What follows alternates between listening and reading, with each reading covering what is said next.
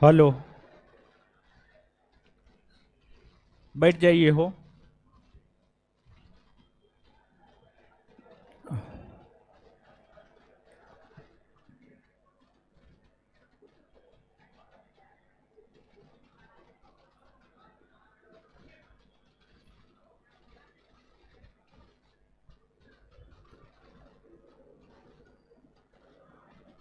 आ जाइए। चैप्टर का क्या नाम दिया है जी? 18वीं सदी में। तब क्या है चैप्टर का नाम? भारत के गवर्नर जनरल तथा वायसराय। हाँ ठीक है।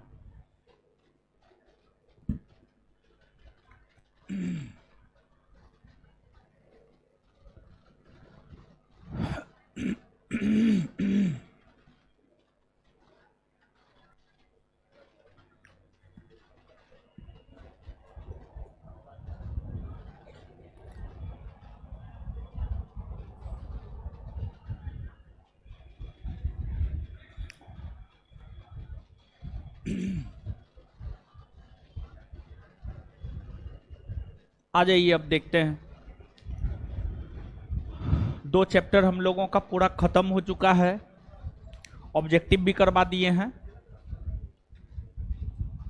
इसके बाद जो तीसरा चैप्टर है आपको भारत के गवर्नर जनरल तथा वायसराय।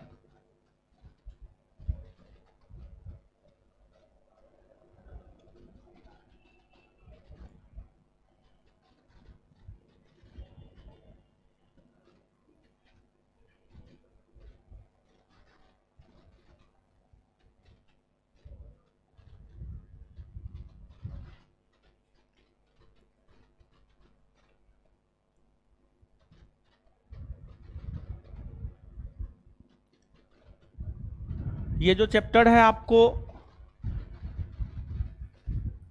फैक्चुअल है, डाटा है, और इस चैप्टर से फैक्चुअल प्रश्न ही आपसे पूछे भी जाते हैं। जैसे कि 2213 वाला में एक प्रश्न पूछा गया था, उसका आंसर लॉर्ड लिथगो होता। अब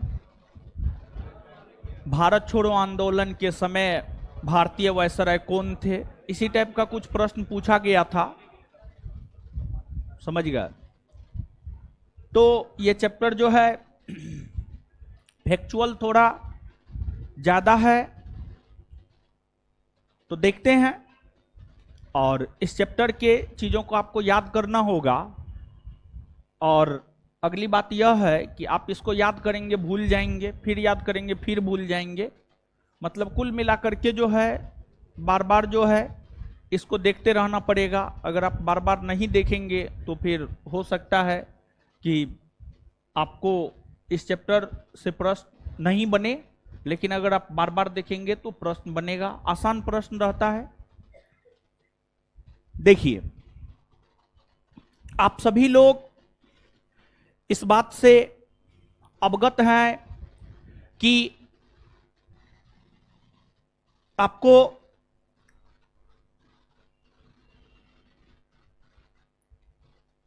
अठारहवीं सदी के शुरुआती दौर में ही 1707 में औरंगजेब का निधन हुआ। औरंगजेब के निधन होने के बाद मुगल साम्राज्य का पतन होना शुरू हो गया। और जब मुगल साम्राज्य का पतन होना शुरू हो गया तो छोटे छोटे राज्यों का उदय हुआ। छोटे छोटे राज्यों का उदय हुआ, छोटे छोटे राजा हुए, यानी कुल मिलाकर के भारत की जो केंद्रीय सत्ता थी वह विकेंद्रीकृत हो गई। भारत की केंद्रीय सत्ता विकेंद्रीकृत हो गई। और विकेंद्रीकृत साम्राज्य में शासन करना कोई आसान काम नहीं होता है। इसलिए जब शक्ति अंग्रेजों के हाथ में आई तो अंग्रेजों ने इसे केंद्रीकृत करने का प्रयास किया। तो यहां पर दो शब्द है। एक शब्द है विकेंद्रीकरण और एक शब्द है केंद्रीकरण। ये दो शब्द को आप थोड़ा सा समझिएगा, फिर जो बात बोले हैं उसको काफी अच्छे ढंग से आप समझ लेंगे। तो एक है विकेंद्रीकृत, विकेंद्रीकरण, और एक है केंद्रीयकरण।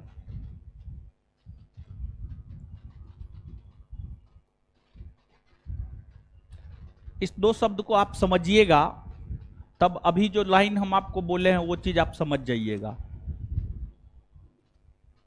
विकेंद्रीकरण और केंद्रीकरण। केंद्रीकरण का मतलब होता है सारा शक्ति एक व्यक्ति में निहित कर दिया जाना, सारा शक्ति एक व्यक्ति में निहित कर दिया जाना केंद्रीकरण। और विकेंद्रीकरण थोड़ा थोड़ा शक्ति सबको दिया जाना, थोड़ा थोड़ा पावर जो है सबको दिया जाना, यानी विकेंद्रीकरण। जैसे भारत में अगर आप देखेंगे तो भारत में वर्तमान में केंद्रीयकरण प्रकार की सत्ता प्रणाली है या विकेंद्रीकृत सत्ता प्रणाली है। तो भारत में विकेंद्रीकृत सत्ता प्रणाली है, क्योंकि केंद्रीय स्तर पर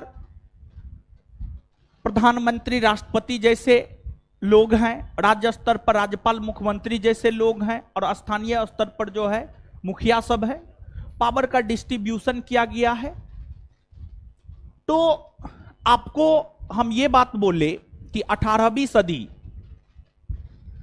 के शुरुआत में 1707 ईस्वी में मुगल बादशाह औरंगजेब का निधन हुआ। औरंगजेब के निधन होने के बाद मुगल साम्राज्य का पतन होने लगा, छोटे छोटे राज्यों का उदय हुआ।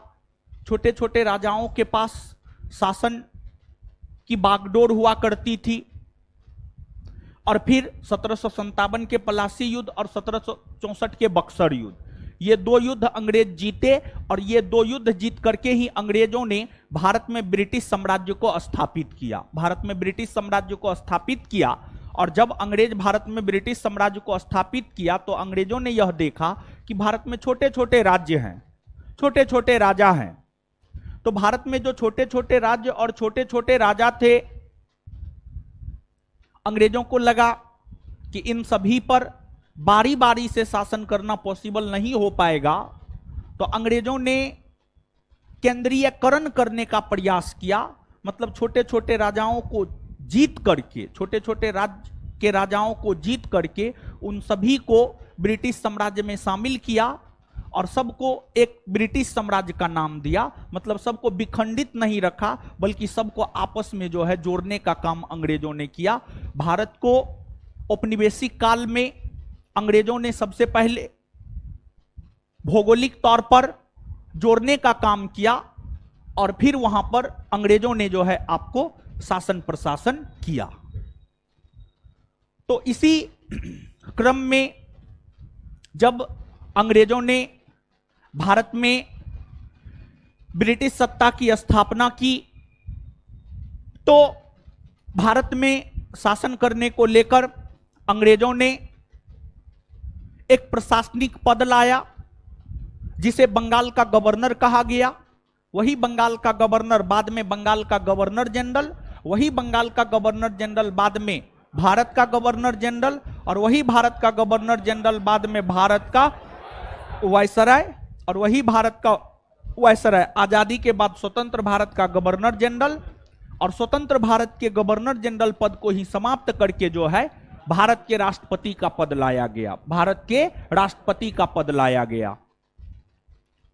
तो ये जो चैप्टर है भारत के गवर्नर जनरल तथा भारत के वायसराय, इसमें आपको रॉबर्ट क्लाइव से लेकर के लॉर्ड माउंटबेटन तक के विषय में पढ़ना है। रॉबर्ट क्लाइव से लेकर के लॉर्ड माउंटबेटन तक के विषय में पढ़ना है।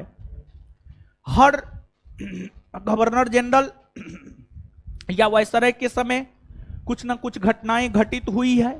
तो हर गवर्नर जनरल या वायसराय के समय जो कुछ ना कुछ घटनाएं घटित हुई है, उन घटनाओं के विषय में ही जानना है कि किसके समय खुर्दा का युद्ध हुआ, किसके समय भारत छोड़ो आंदोलन हुए, किसके समय असहयोग आंदोलन हुए, प्रथम विश्व युद्ध की शुरुआत के समय भारत के वायसराय कौन थे, प्रथम विश्व युद्ध की समाप्ति के समय भारत के वायसराय कौन थे। तो ये तमाम प्रकार के फैक्ट हैं जो आपको याद रखने हैं। अब ये तो पृष्ठभूमि किताबी भाषा में हमने आपको समझाया, कुछ लोग इसको समझ पाए होंगे, कुछ लोग नहीं समझ पाए होंगे। जो समझ पाए हैं उनके लिए भी अच्छी बात है, जो नहीं समझ पाए हैं उनके लिए भी अच्छी बात है। किताबी भाषा में हम आपको ये बात बोले हैं, तो नहीं भी समझे तो कोई दिक्कत नहीं है। अब आइए समझते हैं। देखिए, आप सभी लोग जानते हैं कि जो भारत है, भारत में ब्रिटिश सत्ता का संस्थापक किसको माना जाता है? भारत में ब्रिटिश सत्ता का संस्थापक रॉबर्ट क्लाइव। रॉबर्ट क्लाइव ने किस युद्ध को जीतकर भारत में ब्रिटिश सत्ता को स्थापित किया? प्लासी का युद्ध। ये दो बात तो आप जानते हैं। तो रॉबर्ट क्लाइव ने प्लासी के युद्ध को जीतकर भारत में ब्रिटिश सत्ता को स्थापित किया। जब भारत में ब्रिटिश सत्ता स्थापित हुई, जब भारत में ब्रिटिश सत्ता स्थापित हुई, तो अंग्रेजों ने भारत में शासन करने को लेकर एक पद लाया, और अंग्रेजों में भारत में शासन करने को लेकर जो एक पद लाया, वही पद जो है आपको बंगाल का गवर्नर कहलाया। क्या कहलाया? बंगाल का गवर्नर। बंगाल का गवर्नर।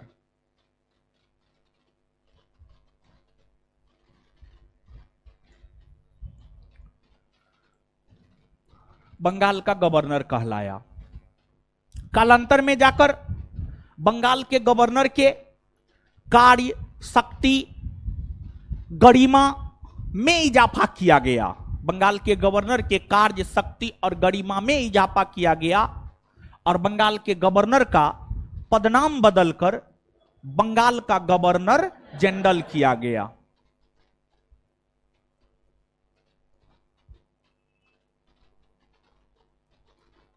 बंगाल का गवर्नर जनरल किया गया। बंगाल के गवर्नर का पद तो 1757 के प्लासी युद्ध से आया था। बंगाल के गवर्नर का पद जो है 1757 के प्लासी युद्ध से आया, लेकिन बाद में जाकर के इस पद के कार्य, शक्ति और गरिमा में इजाफा करके इसका पदनाम बदलकर बंगाल का गवर्नर जनरल किया गया, और बंगाल के गवर्नर का पदनाम बदलकर बंगाल का गवर्नर जनरल 1773 के रेगुलेटिंग एक्ट के तहत किया गया। 1773 के रेगुलेटिंग एक्ट, 1773 के रेगुलेटिंग एक्ट के तहत जो है आपको बंगाल के गवर्नर का पदनाम बदलकर बंगाल का गवर्नर जनरल किया गया। इसके बाद कालांतर में जाकर बंगाल के गवर्नर जनरल के कार्य, अधिकार, शक्ति, गरिमा में इजाफा किया गया, और फिर बंगाल के गवर्नर जनरल को भारत का गवर्नर जनरल बनाया गया। भारत का गवर्नर जनरल बनाया गया, और बंगाल के गवर्नर जनरल को भारत का गवर्नर जनरल जो है 1833 के चार्टर्ड एक्ट, 1833 के चार्टर एक्ट के तहत बनाया गया। फिर बाद में जाकर भारत के गवर्नर जनरल के कार्य, अधिकार, शक्ति और प्रतिष्ठा में इजाफा किया गया, और फिर भारत के गवर्नर जनरल का पदनाम बदलकर भारत का वायसराय किया गया। भारत का वायसराय, भारत का वायसराय किया गया, और भारत के गवर्नर जनरल का पदनाम बदलकर भारत का वायसराय 1858 के भारत परिषद अधिनियम के तहत किया गया। 1858 के भारत परिषद अधिनियम के तहत किया गया, और तब से लेकर यानी 1858 से लेकर देश की आजादी तक जो है भारत के वायसराय के पद ही विद्यमान रहे हैं। भारत के वायसराय के पद ही आजादी तक जो है आपको विद्यमान रहे हैं। तो मूल तौर पर परीक्षा के लिहाज से यहां पर 3 बात आपको याद रखनी है। परीक्षा के लिहाज से पहली बात जो है आपको ये याद रखनी है कि बंगाल के गवर्नर का पदनाम बदलकर बंगाल का गवर्नर जनरल किस एक्ट के तहत किया गया? तो 1773 के रेगुलेटिंग एक्ट। बंगाल के गवर्नर जनरल को भारत का गवर्नर जनरल 1833 के चार्टर एक्ट। भारत के गवर्नर जनरल को भारत का वायसराय 1858 के भारत परिषद अधिनियम, 1858 के भारत परिषद अधिनियम। तो यहां पर 3 बात याद रखनी है और आशा करते हैं ये बात आप समझे होंगे।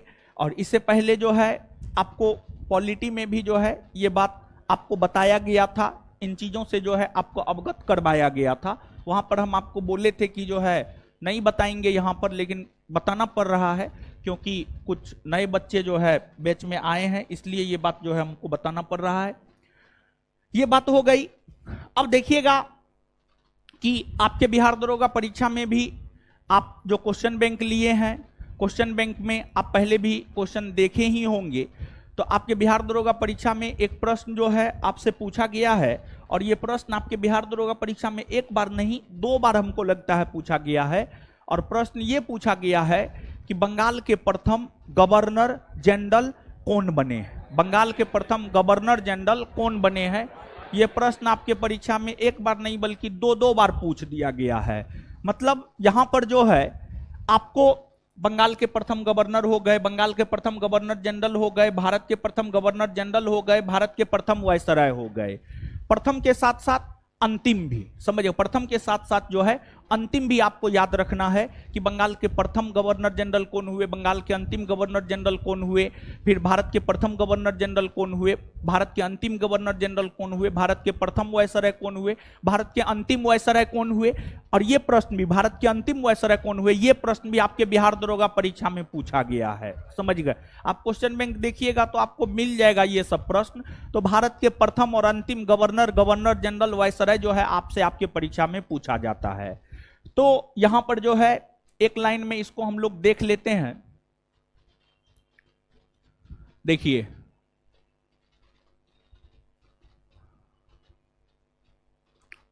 यहीं पर रुकिए, ज्यादा बेटर होगा।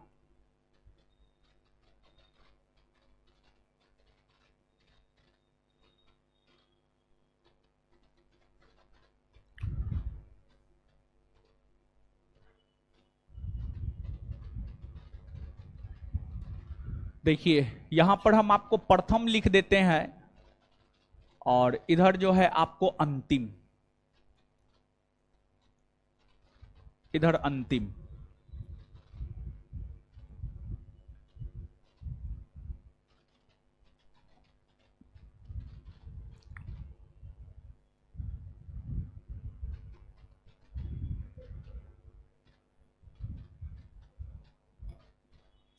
देखिए बंगाल के जो प्रथम गवर्नर बने हैं, बंगाल के प्रथम गवर्नर का नाम है Robert Clive. Robert Clive, Robert Clive. वहीं बंगाल के जो अंतिम गवर्नर है, बंगाल के अंतिम गवर्नर है Warren Hastings. Warren Hastings, Warren Hastings है। इसके बाद बंगाल के जो प्रथम गवर्नर जनरल हैं वे आपको वारेन हेस्टिंग्स हैं। वारेन हेस्टिंग्स, वारेन हेस्टिंग्स हैं। और बंगाल के जो अंतिम गवर्नर जनरल है Lord William Bentinck. Lord William Bentinck, Lord William Bentinck, Lord William Bentinck. और भारत के जो प्रथम गवर्नर जनरल है Lord William Bentinck, Lord William Bentinck. और भारत के जो अंतिम गवर्नर जनरल हैं Lord Canning, Lord Canning, Lord Canning है। और भारत के जो प्रथम वायसराय है वे भी आपको लॉर्ड कैनिंग, लॉर्ड कैनिंग। और भारत के जो अंतिम वायसराय है lord Mountbatten, lord Mountbatten, lord Mountbatten. समझ गए? Lord Mountbatten. तो प्रथम भी आप देख पा रहे हैं और साथ ही साथ जो है आप अंतिम भी जो है देख पा रहे हैं। और इस कॉलम में से जो है, इस कॉलम में से आपके बिहार दरोगा परीक्षा में अभी तक 3 प्रश्न पूछा गया है। तीनों प्रश्न हमें स्मरण में है। 3 प्रश्न में से एक प्रश्न आपसे यह पूछा गया है कि किस एक्ट के तहत, किस एक्ट के तहत जो है बंगाल के गवर्नर जनरल को भारत का गवर्नर जनरल बनाया गया है। तो इसका आंसर 1833 होगा। और एक प्रश्न आपसे पूछा गया है कि बंगाल के प्रथम गवर्नर जनरल कौन है, वारेन हेस्टिंग्स। और एक प्रश्न ये पूछा गया है कि भारत के अंतिम वायसराय कौन बने हैं, तो इसका उत्तर होगा लॉर्ड माउंटबेटन। भारत के अंतिम वायसराय कौन बने हैं? Lord Mountbatten. ये 3 प्रश्न जो है आपके बिहार दरोगा परीक्षा में सीधे सीधे यहां तक में पूछा गया है, तो आप इसी से अनुमान लगा सकते हैं कि इसका कितना ज्यादा महत्व है। देखिए विद्यार्थी यहां पर कंफ्यूज होता है ज्यादा, और वैसा कोई भी सेगमेंट, वैसा कोई भी भाग जहां पर विद्यार्थी कंफ्यूज होता है, वहां से ही बोर्ड जो है सीधे तौर पर प्रश्न उठाते हैं, और इस सब प्रकार के क्वेश्चन में जो है आप गलती करके आएंगे तो ये आपको शोभा नहीं देता है, ये किसी भी पढ़ने वाले छात्र को जो है शोभा नहीं देता है। लेकिन सामान्य तौर पर यही आसान प्रकृति के प्रश्न को कुछ विद्यार्थी जो है गलती करके आ जाते हैं, और वही प्रश्न जो है उनके रिजल्ट को रोक देता है। तो इसको एक बार जो है 1 मिनट के लिए थोड़ा ध्यान से देखिए। आप देखिए इसको 1 मिनट के लिए ध्यान से। क्या व्हाइट शर्ट, क्या कोई बात है? क्या बोलिए ना भाई, पूछिए, हो पूछिए क्या दिक्कत? जाना है, चक्कर आ रहा है, जाने दीजिए, देख लीजिए। हो जाना है क्या?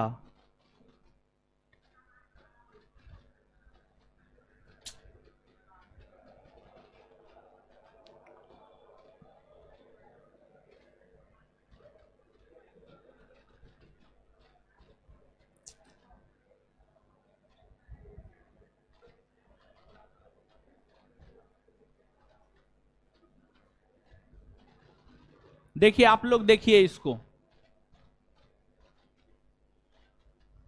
इसमें कोई कंफ्यूजन है तो पूछ लीजिए। हाँ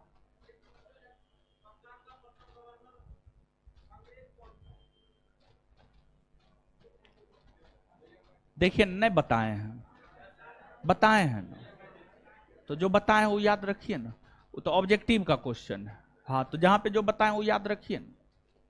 कंपनी के संदर्भ में, देखिए कंपनी के संदर्भ में है, जब कंपनी भारत में व्यापार कर रहा था ना, तो उस संदर्भ में वो क्वेश्चन है।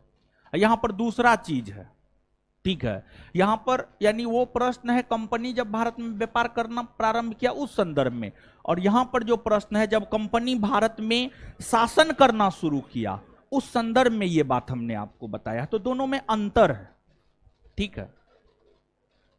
जैसे रिंग सेरोमनी और विवाह, दोनों में अंतर होता है ना। भले दोनों में लड़का लड़की का मिलन हो वो अलग बात है, समझ गए, दोनों में गवर्नर जनरल है वो अलग बात है, लेकिन दोनों में अंतर है, ठीक है।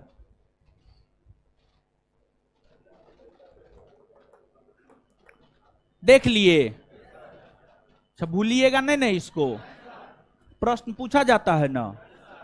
हाँ तो अब आइएगा, अब देखते हैं इससे आगे।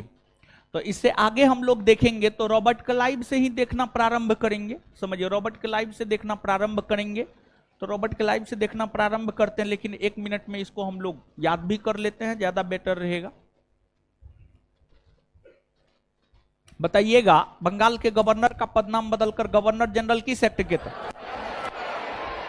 1773 के। बंगाल के गवर्नर जनरल को भारत का गवर्नर जनरल। 1833 का भारत के गवर्नर जनरल को भारत का वायसराय। 1858 का भारत परिषद।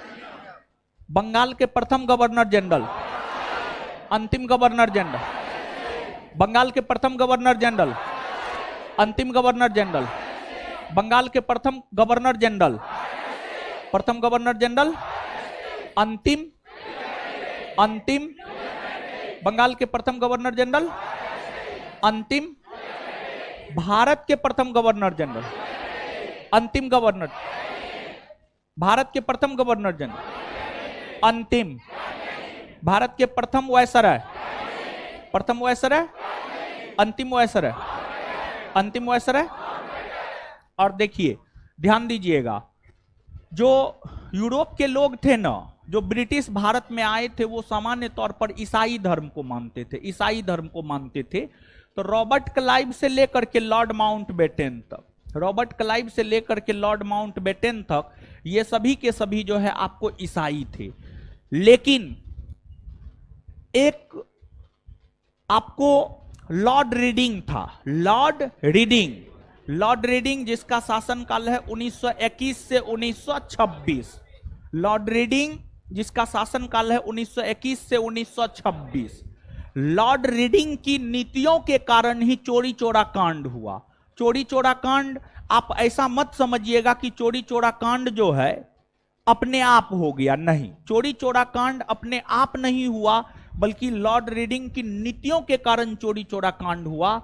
लॉर्ड रीडिंग ईसाई नहीं था, बल्कि लॉर्ड रीडिंग की हम बात करें तो वह यहूदी था। समझ गए, वह आपको यहूदी था। जैसे ईसाई धर्म है उसी प्रकार से यहूदी जो है आपको एक प्रकार का धर्म है, यहूदी एक प्रकार का धर्म है। तो यहां पर आप क्या समझे हैं, यहां पर आपको इस बात को याद रखना है कि क्लाइव से लेकर माउंटबेटन तक जितने भी गवर्नर जनरल वायसराय बने सभी के सभी ईसाई थे। उन सभी में एकमात्र यहूदी कौन, एकमात्र यहूदी वायसराय लॉर्ड रीडिंग। क्लियर है। तो ये अपवाद स्वरूप बात है, तो इसलिए जो है आप इसको याद रखिएगा और ध्यान दीजिएगा।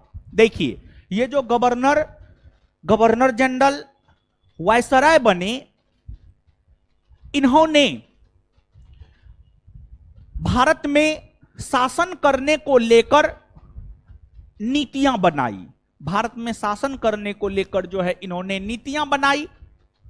कुछ ने कठोर नीति बनाई, कुछ ने उदार नीति बनाई, कुछ ने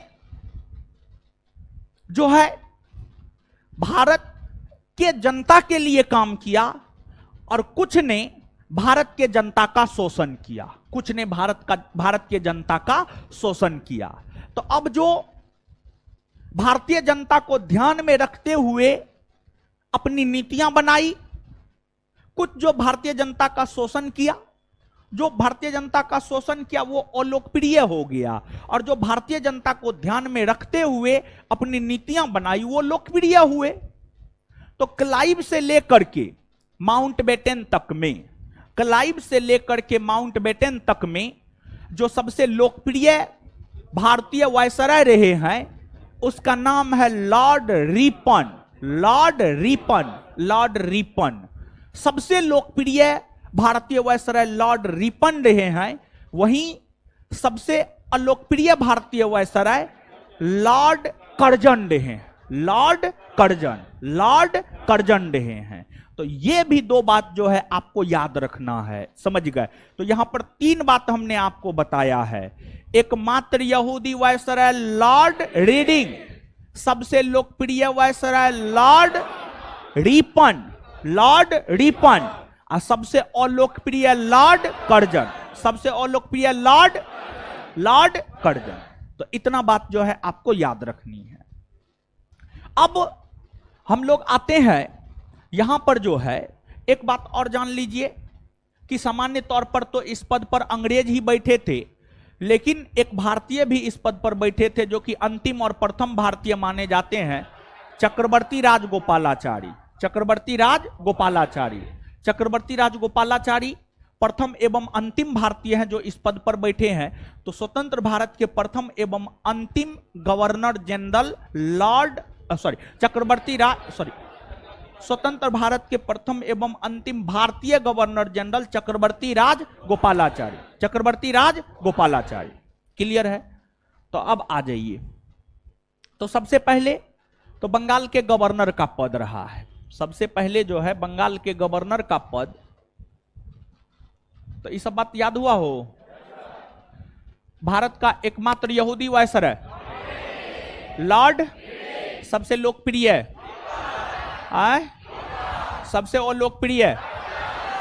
अलोकप्रिय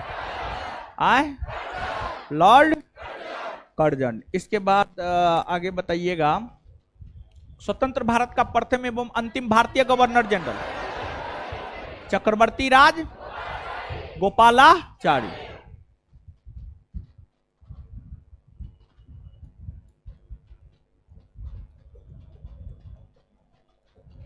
यह जो पद है गवर्नर जनरल ने होगा, सॉरी।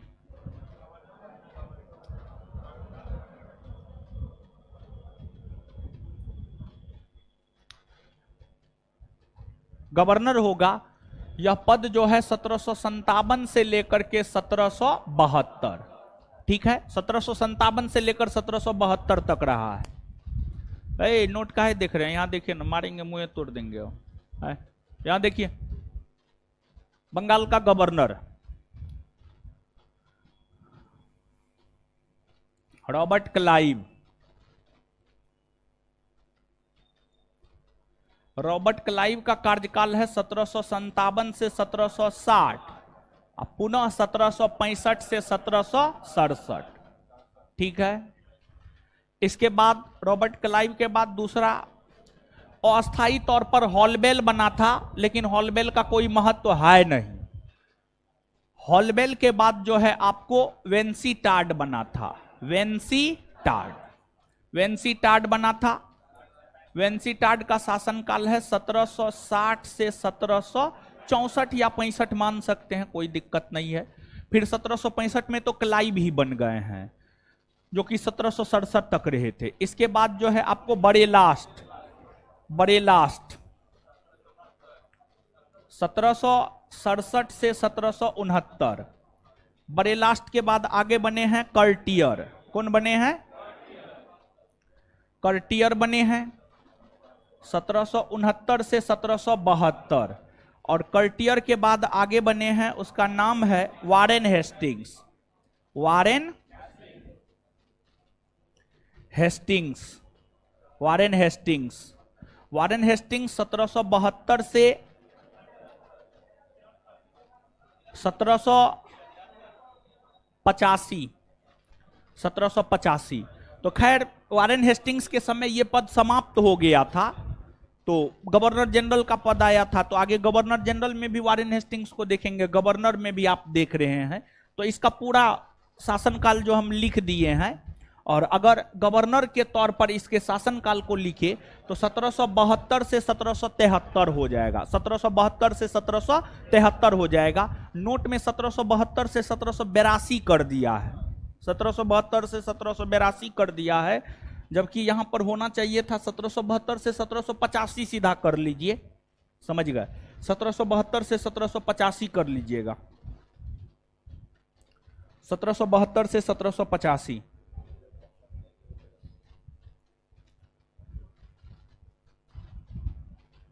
चलिए कर लिए ना। अब आइए समझिए, देखिए ये तो आप इस चीज को देख पा रहे हैं कि बंगाल के गवर्नर के पद पर कौन कौन बैठे हैं। तो बंगाल के गवर्नर के पद पर क्लाइव, वेंसीटाड, बरेलास्ट, कर्टियर, वारेन हेस्टिंग्स। अब इनके शासनकाल में कौन कौन सी घटनाएं घटित हुई है, इनसे संबंधित जो भी महत्वपूर्ण बातें हैं उसको आप लोग जानिए। देखिए, रॉबर्ट क्लाइव के पिता ब्रिटिश संसद थे। रॉबर्ट क्लाइव को पढ़ने लिखने में मन नहीं लगता था। रॉबर्ट क्लाइव के पिता को लगता था कि स्कूल ही गड़बड़ है, स्कूल ठीक नहीं है, जिस वजह से इसको पढ़ने लिखने में मन नहीं लगता है।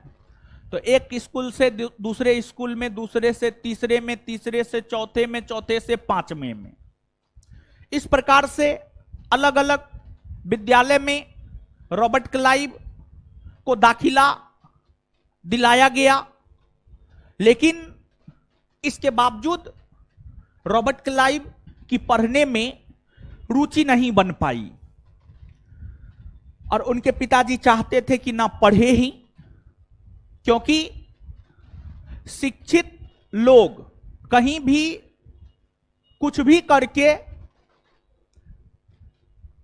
अपना जीवन यापन कर लेते हैं, ऐसा यूरोप जगत में माना जाता था। और ऐसा यूरोप जगत में माना जाता नहीं था, बल्कि यह सत्य है। अगर आप शिक्षित हैं तो कुछ भी करके आप कमा करके जो है, अगर आप शिक्षित हैं तो गांव घर में भी 10 गो 20 गो बच्चा को पढ़ा करके जीवन यापन आराम से कर सकते हैं। लेकिन अगर आप शिक्षित नहीं है तो आप कुछ भी नहीं कर सकते हैं। मतलब नालायक निकम्मा हो जाइएगा। तो इसलिए शिक्षा जो है ना बड़ी जरूरी चीज है। और कुछ कीजिए नहीं कीजिए, अपने बाल बच्चा को जो है पढ़ाइएगा लिखाइएगा जरूर। भले नमक रोटी खाना पड़े, मतलब उससे नहीं है, लेकिन अपने आने वाले पीढ़ी को शिक्षित निश्चित तौर पर कीजिएगा। देखिए, तो रॉबर्ट क्लाइव के पिताजी उन पर दबाव डालने लगे एक समय के बाद कि नहीं पढ़ना है पढ़ना है। तो पिताजी के दबाव को सहन नहीं कर पाए रॉबर्ट क्लाइव, और रॉबर्ट क्लाइव घर से भाग गया। घर से भाग गया और रॉबर्ट क्लाइव भारत पहुंच गया। रॉबर्ट क्लाइव सबसे पहले ब्रिटिश ईस्ट इंडिया कंपनी के अधीन क्लर्क के तौर पर, ब्रिटिश ईस्ट इंडिया कंपनी के अधीन सबसे पहले क्लर्क के तौर पर काम करना शुरू किया। क्लर्क के तौर पर जो है काम करना शुरू किया, लेकिन अपनी सैन्य क्षमता और योग्यता के बल पर 1751 ईस्वी में आर्काट के युद्ध में अंग्रेजों को जीत दिलाई, जिस वजह से रॉबर्ट क्लाइव को हीरो ऑफ आर्काट कहा जाता है। Hero of Arcot, hero of Arcot कहा जाता है।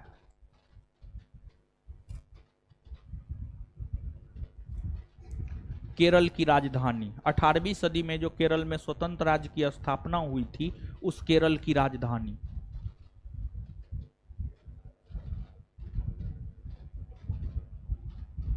कर्नाटक की राजधानी। हाय, बताइए बताइए क्या स्थिति है?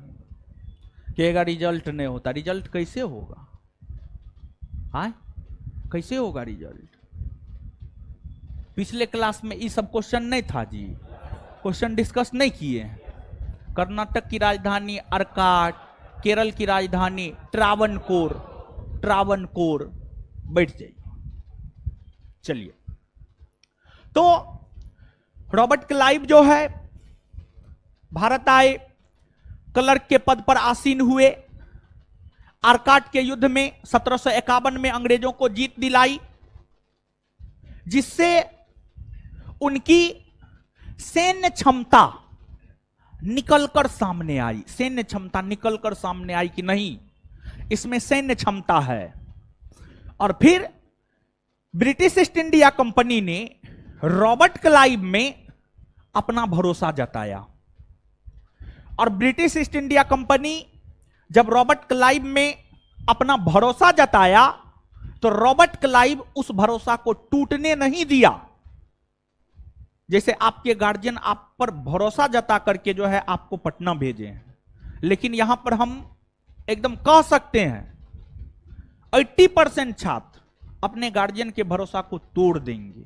मात्र 20% छात्र ही अपने गार्जियन के भरोसा पर टिके रहेंगे। मतलब मात्र 20% छात्र ही सफल होंगे। 80% खाली हाथ जो है घर जाना पड़ेगा आपको, क्योंकि आप 80% पढ़ते ही नहीं है। और अगर आप पढ़ेंगे तो आप भी अपने गार्जियन के भरोसा को बना करके रख सकते हैं। तो रॉबर्ट क्लाइव आप लोगों के प्रकृति का नहीं था, बल्कि रॉबर्ट क्लाइव जो है ब्रिटिश ईस्ट इंडिया कंपनी के भरोसा पर खड़े उतरा।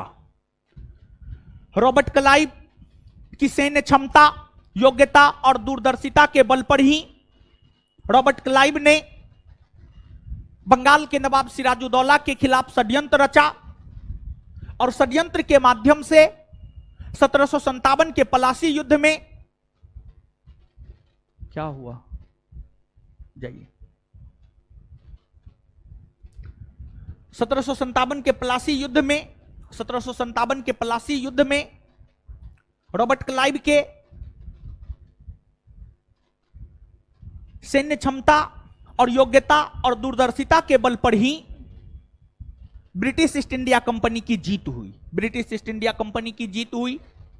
और इतना ही नहीं, बल्कि 1759 ईस्वी में जो बेदरा का युद्ध हुआ था, आप याद कीजिए बेदरा का युद्ध, फ्रांसीसी ईस्ट इंडिया कंपनी और British east India company, sorry Dutch east India company, जाइए, डच ईस्ट इंडिया कंपनी, फ्रांसीसी ईस्ट इंडिया कंपनी और डच ईस्ट इंडिया कंपनी, हाँ सॉरी ब्रिटिश और डच, ब्रिटिश और डच, ब्रिटिश और डच, ब्रिटिश और Dutch, British east India company और Dutch east India company के बीच जो युद्ध हुआ है 1759 ईस्वी में, उसमें भी जो है आपको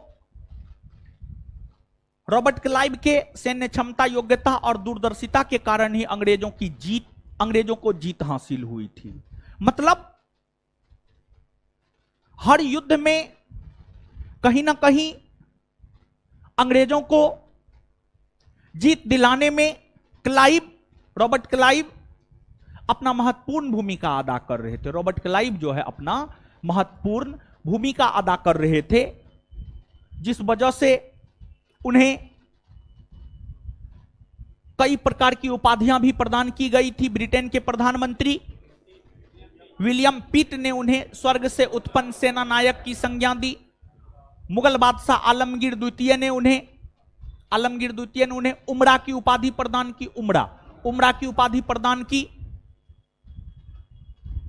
कुल मिलाकर के रॉबर्ट क्लाइव भारत में ब्रिटिश सत्ता को स्थापित करने में सफल रहे और रॉबर्ट क्लाइव की नीतियों के वजह से ही भारत में ब्रिटिश सत्ता स्थापित हो सकी। रॉबर्ट क्लाइव 1760 में इस पद से हटा दिए गए और तब वे फिर लंदन चले गए। उनके लंदन जाने के बाद 1760 में अल्प समय के लिए, छोटे समय के लिए हॉलबेल बने, जो कि अस्थायी गवर्नर बनाए गए थे। तो हॉलबेल का कोई ऐतिहासिक महत्व है नहीं, लेकिन इसके बाद वेंसीटार्ड बने और वेंसीटार्ड का शासनकाल 1760 से 1765। वेंसीटार्ड के शासनकाल की जो सबसे महत्वपूर्ण घटना है, वेंसीटार्ड के शासनकाल की सबसे महत्वपूर्ण घटना है 1764 के बक्सर का युद्ध। 1764 के बक्सर का युद्ध, 1764 में जो बक्सर का युद्ध हुआ है वह वेंसीटार्ड के शासनकाल की सबसे महत्वपूर्ण घटना है। इसके बाद जो है आपको बड़े लास्ट बने, इसके बाद फिर से क्लाइव बने, और क्लाइव को फिर से बंगाल का गवर्नर बनाकर इसलिए भेजा गया ताकि भारतीयों के साथ संधि किया जा सके। और फिर इलाहाबाद की संधि हुई। आपको मालूम होना चाहिए कि जो बक्सर का युद्ध 1764 में हुआ है, उस बक्सर के युद्ध की समाप्ति कौन संधि के तहत हुआ? इलाहाबाद की संधि के तहत हुआ है। और इलाहाबाद की संधि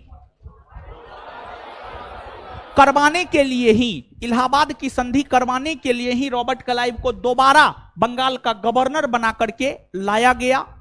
और 1765 में रॉबर्ट क्लाइव के नेतृत्व में ही इलाहाबाद की संधि हुई।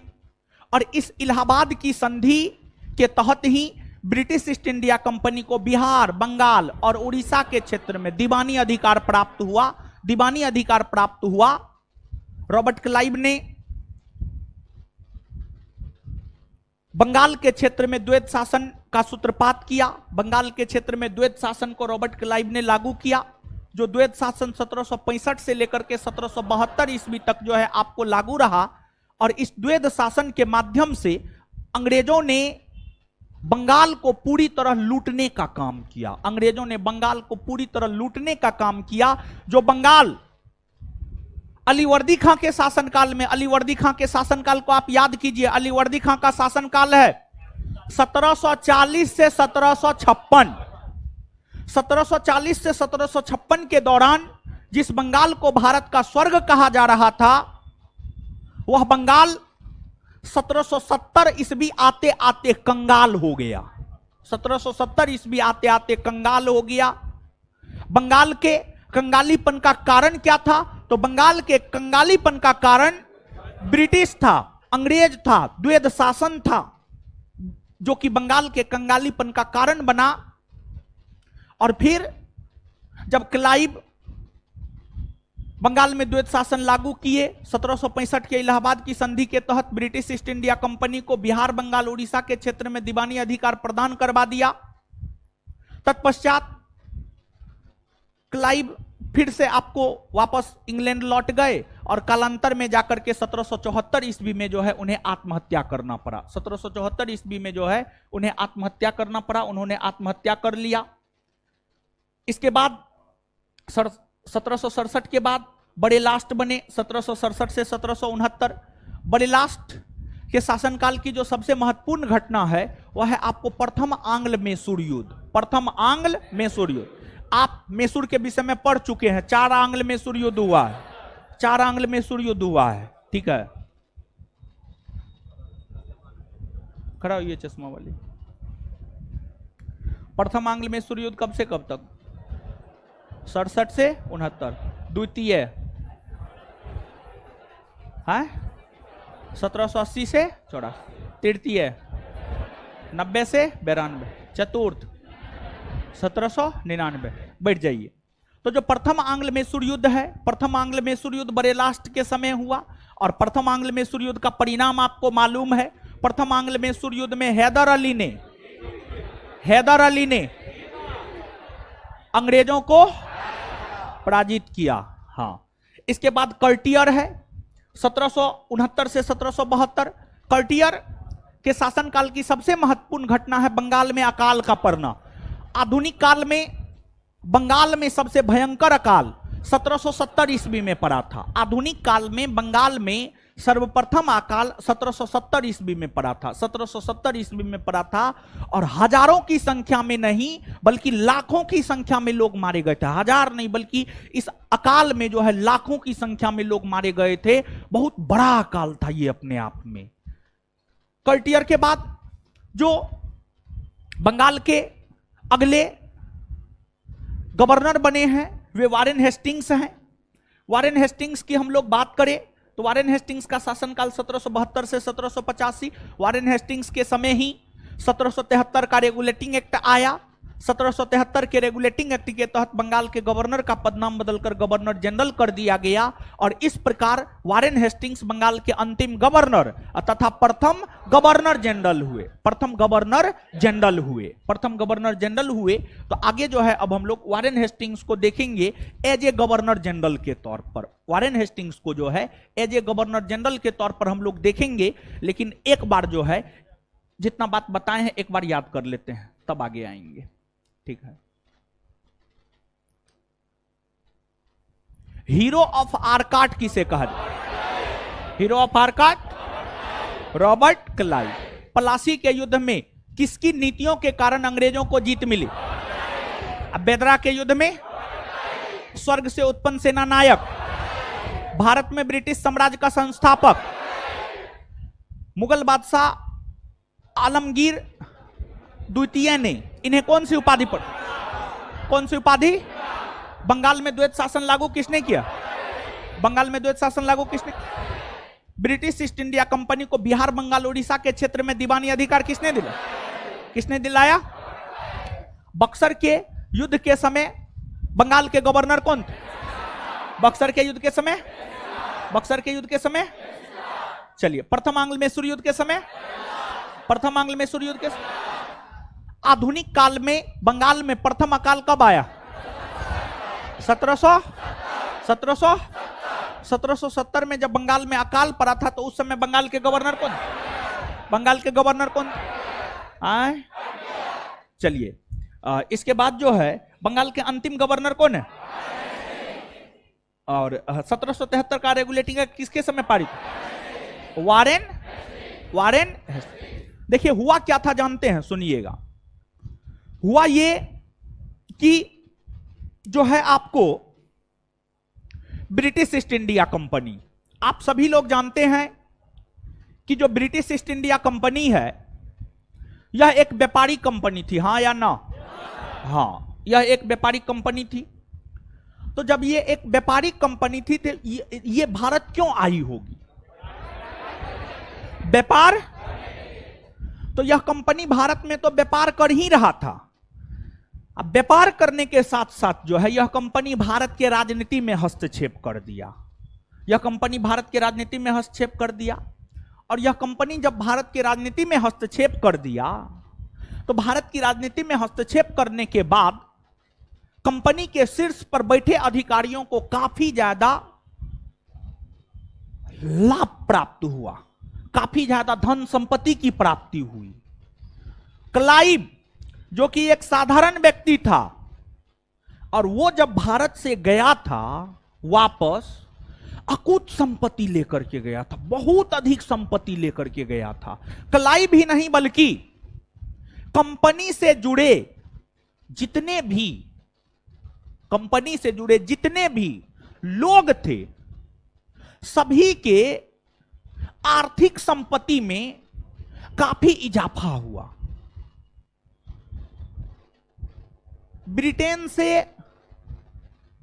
फटा चिटा कपड़ा और टूटी फूटी चप्पल पहन कर आता था, और इधर से राजसी वेश में अकुत संपत्ति के साथ वापस लौटता था ब्रिटिश सब, जिस वजह से ब्रिटिश संसद का ध्यान कंपनी के अधिकारियों और कर्मचारियों पर गया। तो ब्रिटिश संसद को लगा ऐसा क्या है कि ये लोग जाता है गरीब बन करके, आता है अमीर बन करके। तो ब्रिटिश संसद ने कंपनी को अपने नियंत्रण में लेने को लेकर जो सर्वप्रथम एक्ट पारित किया है, उसी एक्ट को 1773 का रेगुलेटिंग एक्ट कहा जाता है। उसी एक्ट को 1773 का रेगुलेटिंग एक्ट कहा जाता है। तो पॉलिटी में इस एक्ट की विशेषता को जानेंगे, लेकिन यहां पर सिर्फ इस बात को जानिए कि वारेन हेस्टिंग्स के समय जो है रेगुलेटिंग एक्ट 1773 पारित हुआ था। तो इस प्रकार से हम लोग जो है बंगाल के गवर्नर को देख लिए हैं। अब हम लोग बंगाल के गवर्नर जनरल को देखते हैं। इतना बात याद करवा दिए।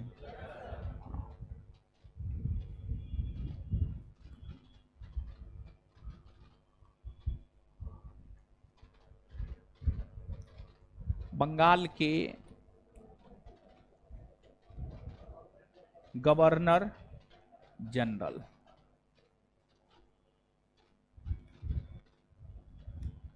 बंगाल के गवर्नर जनरल का पद 1773 से 1833, 1773 से 1833, ठीक है। तो अब आइएगा इस पद पर कौन कौन बैठे हैं। एक तो सबसे पहली बात, नोट में थोड़ा सा सुधार कीजिएगा भाई जी लोग।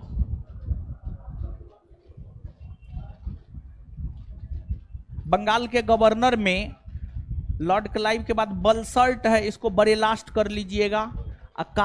कार्रियर है, कार्टियर कर लीजिएगा,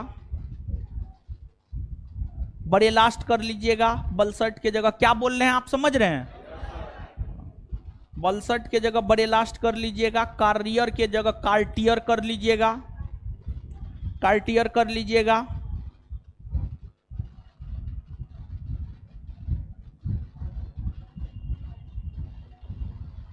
चलिए इसके बाद हेनरी वेंसीटार्ड के नीचे में देखिए 3 पॉइंट के बाद लिखा हुआ है, इसके समय ही प्रथम आंग्ल मैसूर युद्ध भी लड़ा गया था।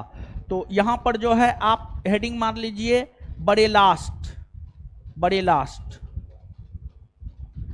हेनरी वेंसीटार्ड 3 पॉइंट के बाद हेडिंग मार लीजिए बड़े लास्ट, बड़े लास्ट, बड़े लास्ट। इसके समय प्रथम आंग्ल मैसूर युद्ध लड़ा गया था होगा। क्या बोले हैं समझे हैं?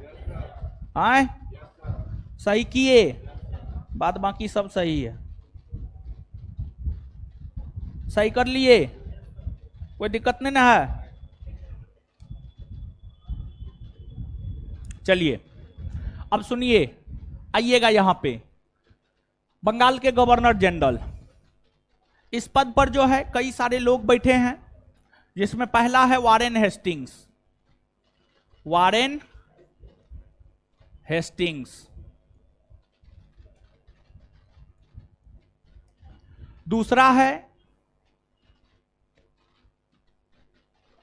सर जॉन मैकफर्सन,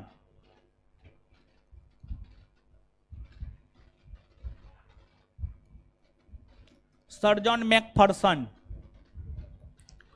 तीसरा है लॉर्ड कॉर्नवालिस, कॉर्नवालिस। चौथा है सर जॉन सोर, सर जॉन सोर। पांचवा है लॉर्ड वेलेजली। छठा है रुकिए, इसके शासनकाल को भी लिख देते हैं। 1773 से 1785, सर जॉन मैकफर्सन 1785 से 1786, लॉर्ड कॉर्नवालिस 1786 से 1793, 1793 से 1798, लॉर्ड वेलेजली 1798 से 1805, और इसके बाद आगे है लॉर्ड कॉर्नवालिस, फिर से आया था 1805 में, लेकिन शीघ्र ही उनका निधन हो गया, तो लॉर्ड कॉर्नवालिस होगा नहीं। इसके बाद आगे होगा सर जॉर्ज वारले, सॉरी लॉर्ड कॉर्नवालिस नहीं लिखेंगे, छोटा सा शासनकाल। सर जॉर्ज वारले, सर जॉर्ज वारले 1805 से 1807, सर जॉर्ज वारले के बाद लॉर्ड मिंटो प्रथम, मिंटो प्रथम 1807 से 1813, इसके बाद आगे लॉर्ड हेस्टिंग्स। और आप यहां पर इस बात को ध्यान में रखिएगा कि लॉर्ड हेस्टिंग्स अलग है और वारेन हेस्टिंग्स अलग है, दोनों अलग अलग है। लॉर्ड हेस्टिंग्स 1813 से 1823, और इसके बाद आगे है lord Amherst, lord Amherst. Lord Amherst का शासनकाल है 1823 से 1828, और लॉर्ड एम हर्ट्स के बाद आगे है लॉर्ड विलियम बेंटिक।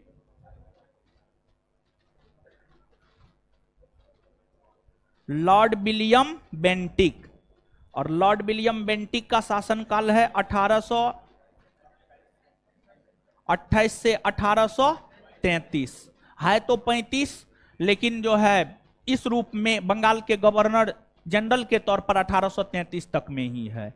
तो कुल मिलाकर के देखिएगा तो बंगाल के गवर्नर जनरल पद पर जो है वारेन हेस्टिंग्स से लेकर के लॉर्ड विलियम बेंटिक तक बैठे हैं, ठीक है, वारेन हेस्टिंग्स से लेकर लॉर्ड विलियम बेंटिक तक बैठे हैं। और नोट में बंगाल के गवर्नर जनरल का कॉलम आपको नहीं बनाया गया है। भारत के गवर्नर जनरल का कॉलम है, भारत के वायसराय का कॉलम है, लेकिन बंगाल के गवर्नर जनरल का कॉलम जो है आपको नोट में नहीं है। तो हम चाहेंगे कि जो है आप इसको लिख लीजिएगा, कहिएगा क्यों हम बोल रहे हैं लिखने के लिए।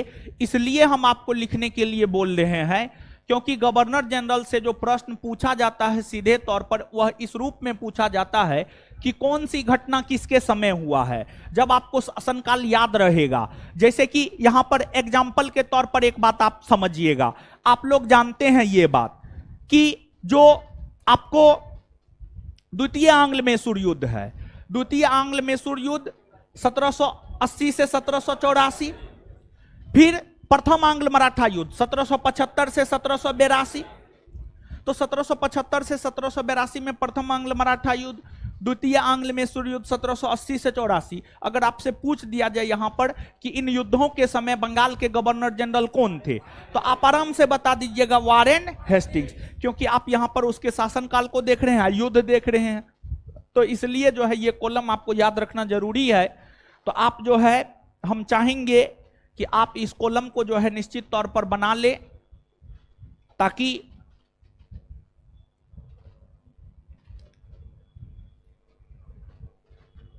याद आपको रह सके। तो आप इस कॉलम को 1 मिनट में बनाइए जल्दी। फोटो नहीं लेना है, नोट है या कॉपी है उस पर लिखिए। हाँ, छोटा दिख रहा है, नहीं दिख रहा है, आय तोड़ी के, अब दिख रहा है, अब देखिए तो,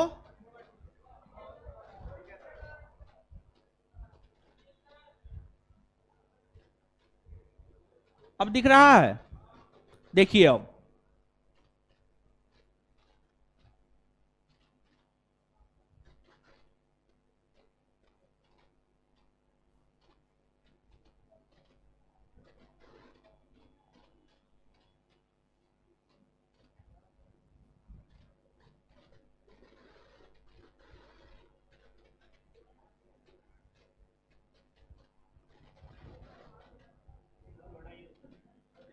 ऊपर उठा दें। ओ ई आ गया।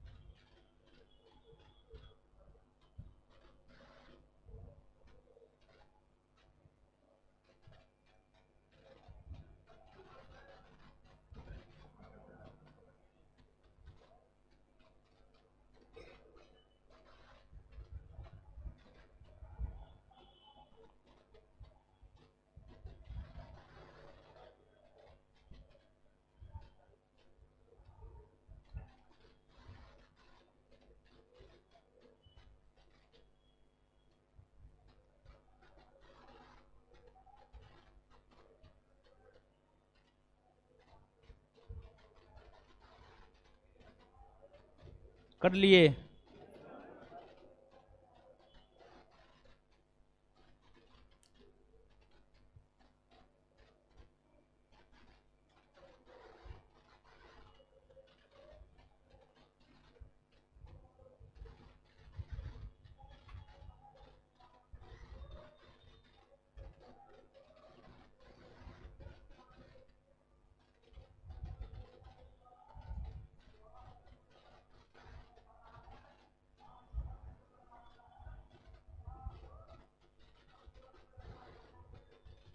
कौन चीज का आंदोलन हो रहा है?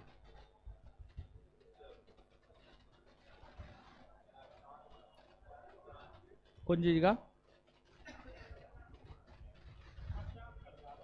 नहीं बोल रहा है इस आंदोलन में आप साथ दें।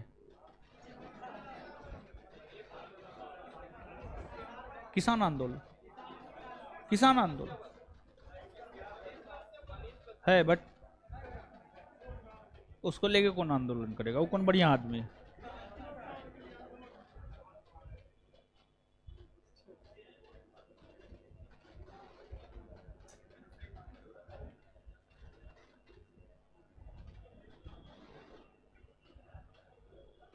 लिख लिए। अब आगे आइए, सुनिए, समझिए। देखिए, वारेन हेस्टिंग्स, वारेन हेस्टिंग्स जो है ना, एक आक्रामक, रणनीतिकार और योग्य गवर्नर जनरल साबित हुआ। कैसे यह बात कहा जा सकता है? यह बात इस आधार पर कहा जा सकता है कि इन्होंने अपने शासनकाल के दौरान ब्रिटिश साम्राज्य के क्षेत्र का विस्तार किया। राजनीतिक तौर पर जो ब्रिटिश साम्राज्य बंगाल तक सीमित था, उसे बंगाल के साथ साथ अन्य क्षेत्रों में भी विस्तारित रूप देने का काम वारेन हेस्टिंग्स के द्वारा किया गया था। और वारेन हेस्टिंग्स के विषय में भी आप जानिए कि ये भी शुरुआती वर्षों में कंपनी के अधीन एक साधारण क्लर्क के तौर पर शामिल हुए थे। कंपनी के अधीन एक साधारण क्लर्क के तौर पर शामिल हुए थे, लेकिन बाद में अपनी योग्यता, दूरदर्शिता और सैन्य क्षमता के बल पर जो है ये बंगाल के गवर्नर बने। फिर बंगाल के गवर्नर जनरल जाकर बने, बंगाल के गवर्नर जनरल जाकर बने। वारेन हेस्टिंग्स के शासनकाल के समय कई सारी घटनाएं घटित हुई है। वारेन हेस्टिंग्स के शासनकाल के समय जो कई सारी घटनाएं घटित हुई है, उन घटनाओं में सबसे पहले आपको 1774 ईस्वी में कोलकाता में सुप्रीम कोर्ट की स्थापना हुई। कोलकाता में सुप्रीम कोर्ट की स्थापना हुई।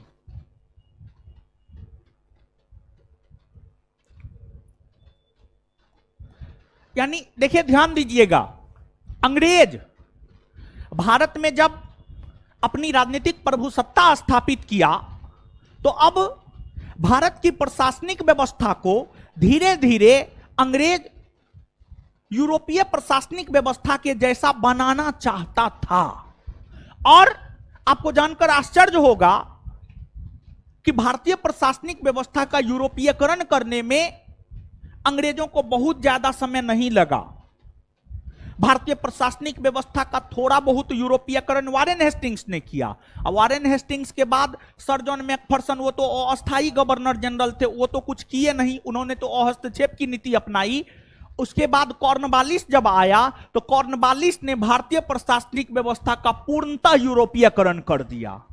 कॉर्नवालिस ने भारतीय प्रशासनिक व्यवस्था का पूर्णतः यूरोपीयकरण कर दिया। इसका मतलब क्या हुआ?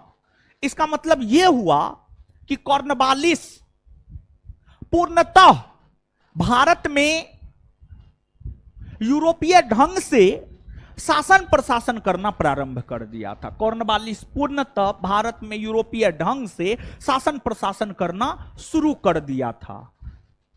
तो भारतीय प्रशासनिक व्यवस्था का यूरोपीयकरण करना प्रारंभ वारेन हेस्टिंग्स ने किया, और इसको जो है पूर्ण रूप दे दिया किसने? कॉर्नवालिस ने। किसने? कॉर्नवालिस। नीचे से एक पॉइंट लिखिएगा नोट में या कॉपी में, जहां पर भी है लिखिएगा। भारतीय प्रशासनिक व्यवस्था का यूरोपीयकरण, इस बात को समझ रहे हैं कि भारतीय प्रशासनिक व्यवस्था का यूरोपीयकरण मतलब समझ रहे हैं? मतलब यूरोप में जैसे शासन प्रशासन चलाया जाता वैसे भारत में चलाया जाएगा। इसका मतलब यह हुआ भारतीय प्रशासनिक व्यवस्था का यूरोपीयकरण, भारतीय प्रशासनिक व्यवस्था का यूरोपीयकरण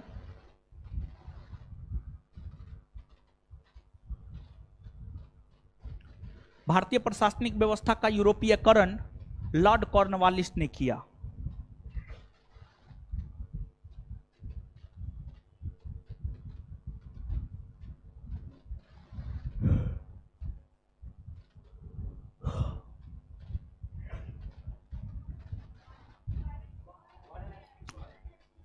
मारेंगे, मुंह तोड़ देंगे।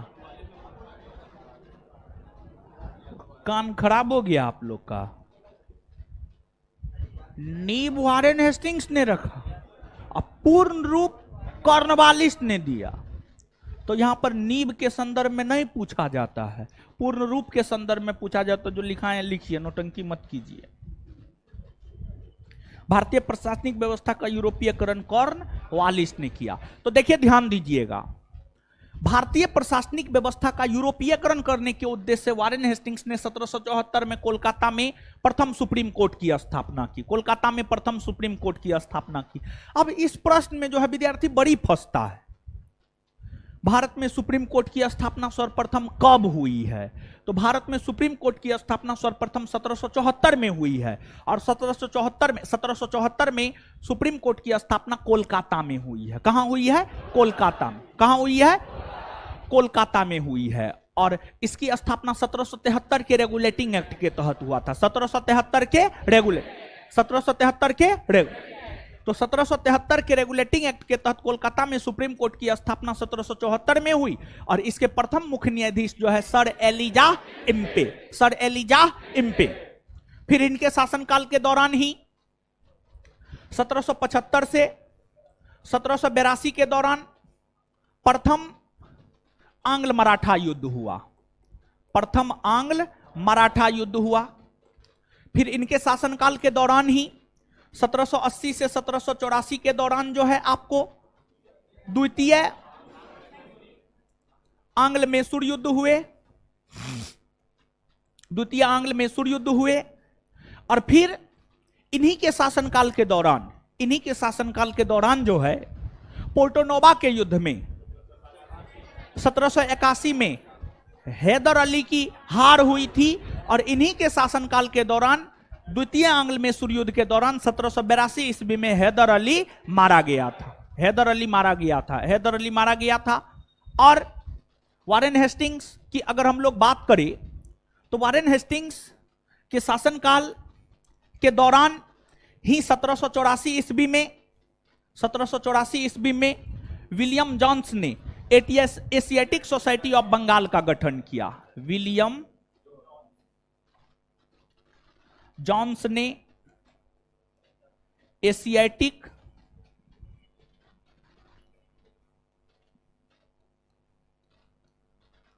सोसाइटी ऑफ बंगाल का गठन किया। और देखिए ध्यान दीजिएगा, वारेन हेस्टिंग्स ही प्रथम ब्रिटिश हुए जो भारतीय शिक्षा में रुचि लिया। यानी इनका मानना था कि भारत में भी शिक्षा का विकास किया जाए, भारत में भी शिक्षा का विकास किया जाए। ऐसा पंखा अपने बंद हो गया कि बंद किए आप लोग हैं? बंद किए हैं और बंद किए हैं।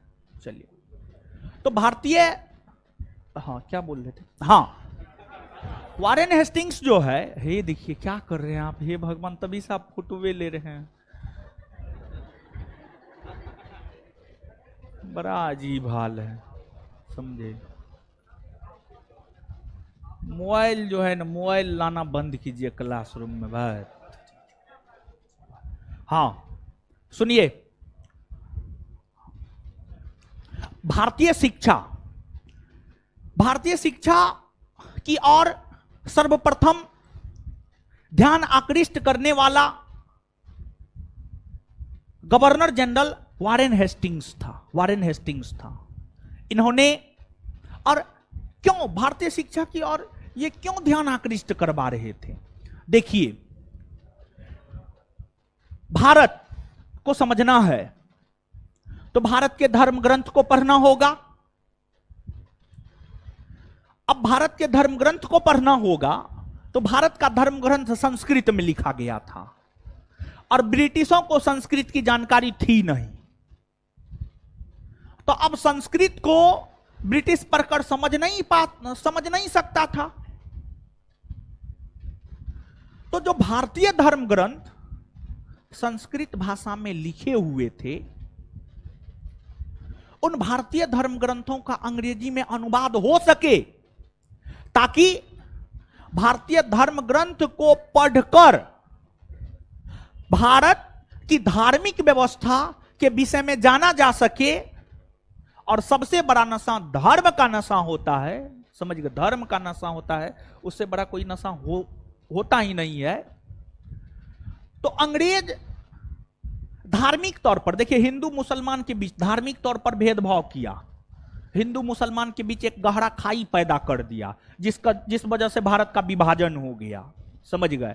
तो अंग्रेज जो है भारतीय धर्म ग्रंथों का अंग्रेजी में अनुवाद करना चाहता था,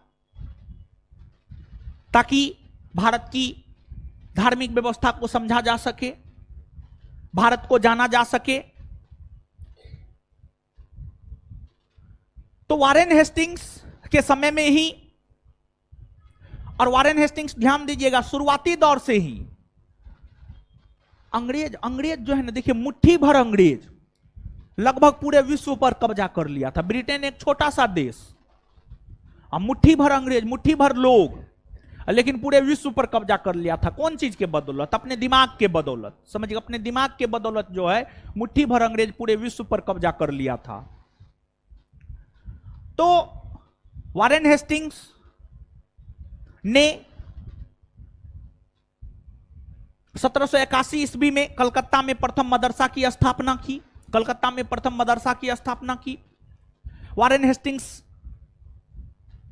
ने इतना ही नहीं बल्कि कई सारे धर्म ग्रंथों का, हिंदू धर्म ग्रंथों का अंग्रेजी में अनुवाद करवाया। इनके शासनकाल में कई सारे धर्म ग्रंथों का अंग्रेजी में अनुवाद हुआ।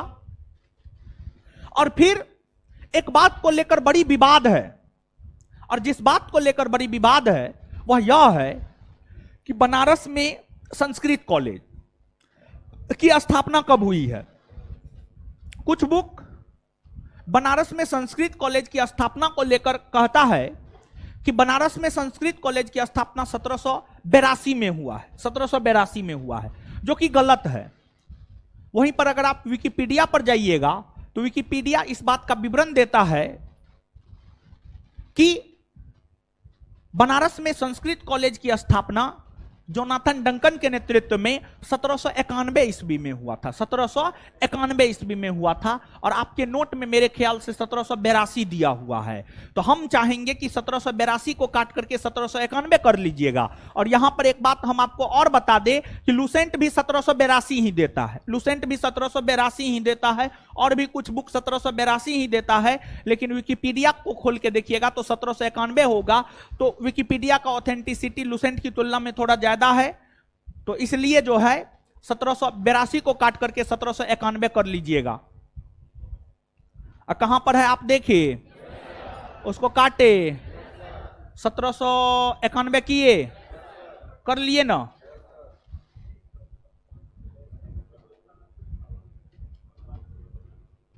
चलिए अब आगे सुनिएगा, आगे समझिएगा। बात समझ में आ रहा है जी? हाँ आ रहा है ना समझ में? हाँ नहीं भी आ रहा तो बोलिए ना यस सर। तो इसमें समझना है क्या, कुछ समझना है इसमें। कौन घटना कब हुआ है, गवर्नर जनरल कौन, समझने वाला चैप्टर जो है ना। इसके बाद जो चौथा चैप्टर है ना, वो थोड़ा समझने वाला, वो समझने वाला है। हाँ चौथा नंबर चैप्टर समझने वाला है, समझे? तो यहां तक कुछ समझने उमझने वाला है नहीं, तीसरा नंबर चैप्टर में, समझे? लेकिन फिर भी क्या कीजिएगा, प्रश्न पूछता है तो इसलिए याद तो करना पड़ेगा। क्या? चलिए अच्छा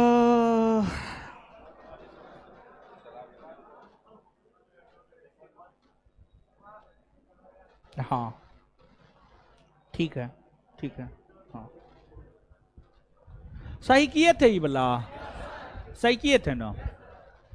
चलिए अब रुकिए, बतियाते हैं आप लोग से पहले।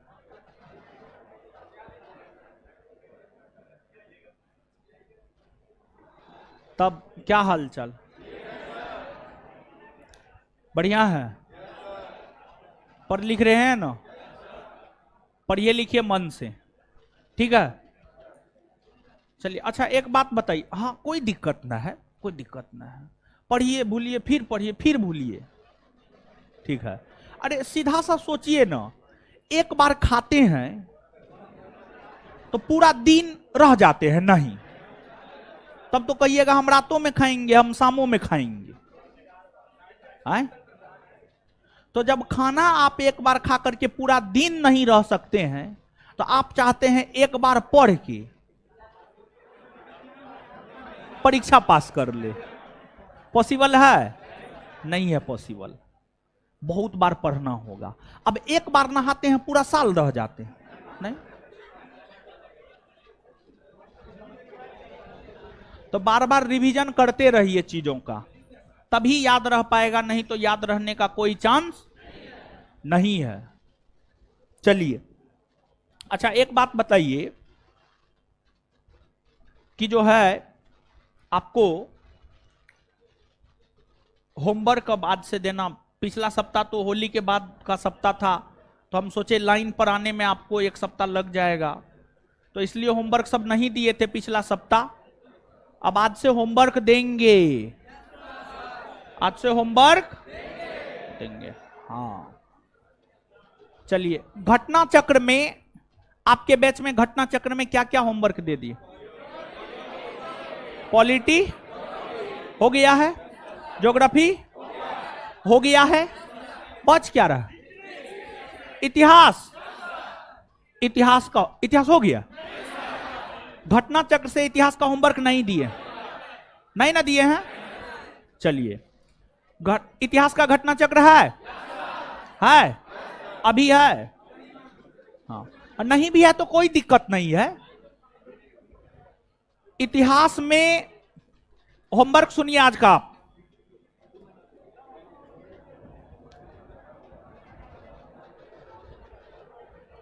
क्या तारीख है आज?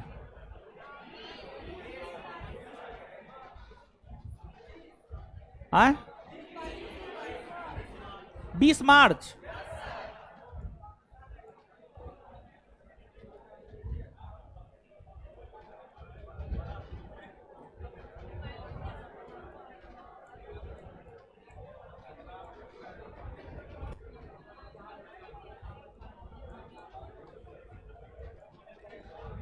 इतिहास घटना चक्र पहला चैप्टर, इसमें होगा पाषाण युग, पाषाण युग होगा।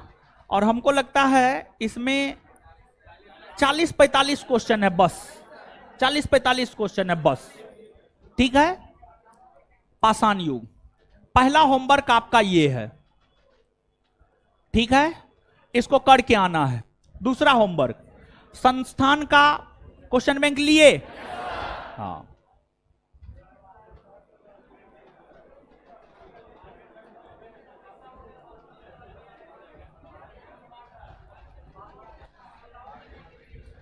क्वेश्चन बैंक में दीजिए, क्वेश्चन बैंक में दीजिए। देखिए सबसे पहले है 1717 पोस्ट प्रीलिम्स पहला सिटिंग का क्वेश्चन, और इसको जो है एक सेट, हम मेरा क्लास तो अल्टरनेट में न होता है, आज समय है, कल है, परसों ना पूछेंगे, 2 दिन में एक सेट कंप्लीट कर लेना। नहीं होगा,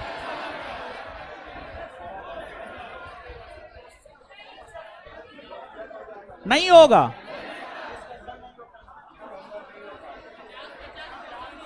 पचास।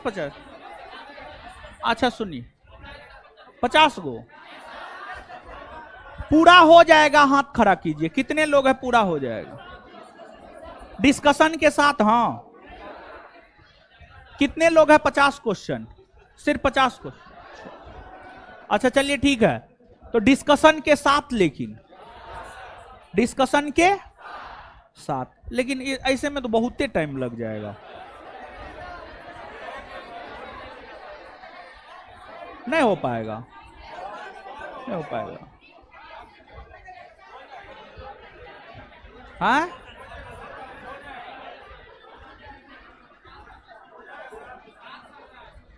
हाँ,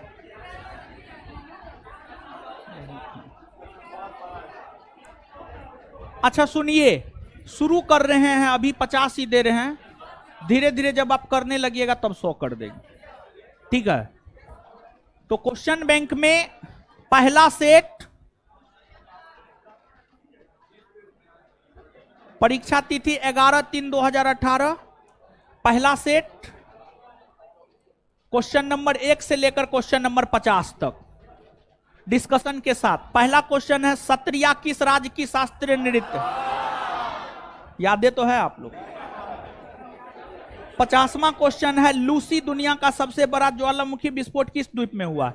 अरे इसमें सुनिए, है सुनिए, इसमें जानते हैं 20 गो क्वेश्चन तो करेंटे है, 15 से 20 गो करेंट है, तो उसको तो स्किप ही करना है महाराज ना, एक दिन में एक सेट ना पूरा है।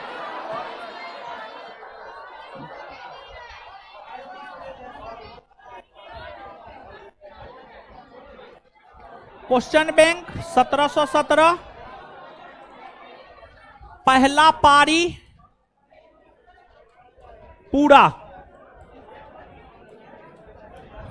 पहला पारी पूरा, और जो है करंट ना, करंट 2018 का करंट पढ़ के आप क्या कीजिएगा, करंट नहीं पढ़िएगा, करंट स्किप कर दीजिएगा।